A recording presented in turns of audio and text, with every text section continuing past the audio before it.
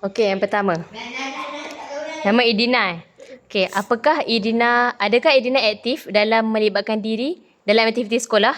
Jika ya, sila nyatakan. Idina aktif tak masuk aktiviti pidato ke, sajak ke ataupun Pidato saja pantun kurang, ke? tapi kalau macam persembahan ke, lari ke, saya memang aktif. Persembahan apa biasa? Lagu, persembahan dari guru, persembahan ibu. Oh, kalau yang peringkat sekolah ada? Peringkat sekolah boleh Lari lah. ke? Ada. Ada. Okey, tulis. Tulis ya ke? Ya. Tulis ya, lepas tulis apa? Apa yang biasa? Lari ke? Lepas tu persembahan. Melakukan persembahan.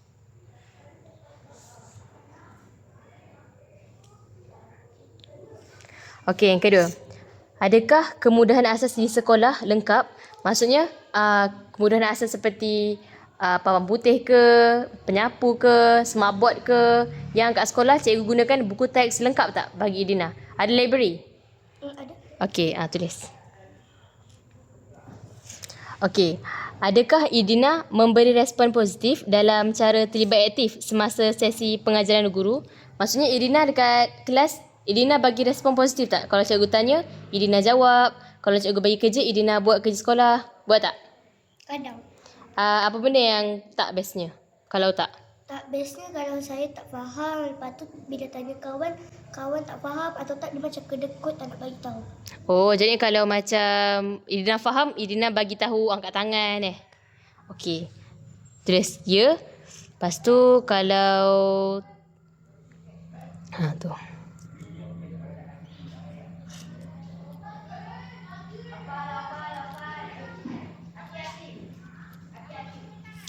Okey. Adakah Idina ada memegang sebarang jawatan di Sekolah Paik Patah? Jika ada, nyatakan.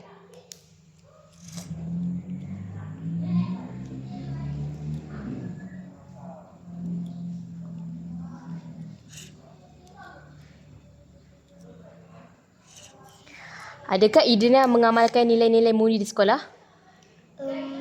Sikit. Okey, apa contohnya? Bicara baik, beradab. Ni? Oh, okey. Tulisnya. Adakah anda sentiasa menghadiri Hatmul Sukan? Tulis. Tapi hari itu tak datang sebab demam. Tak apa. Apa sukan yang Idina join?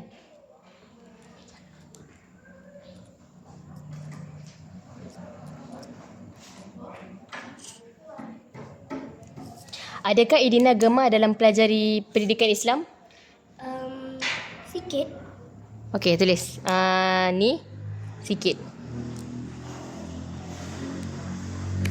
Okey.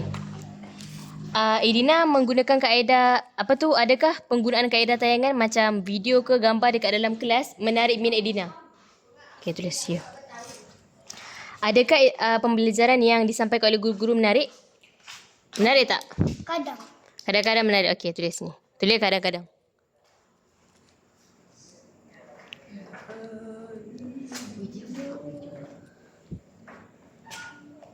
Adakah Idina boleh mengaplikasikan apa yang dia pelajari, lepas tu aplikasikan keadaan kehidupan seharian? Boleh. Contohnya apa? Pagi biasa saya kemas katil dulu, lepas tu keluar saya baring-baring dulu untuk sihatkan badan, baru sarapan, mandi dan buat aktiviti lainnya. Okey, tulis kat sini. Ni tulis mengamalkan pengamalan sihat. Mengamalkan. Mengamalkan kehidupan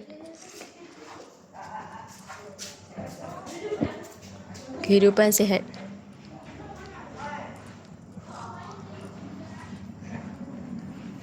Okey dah. Terima kasih.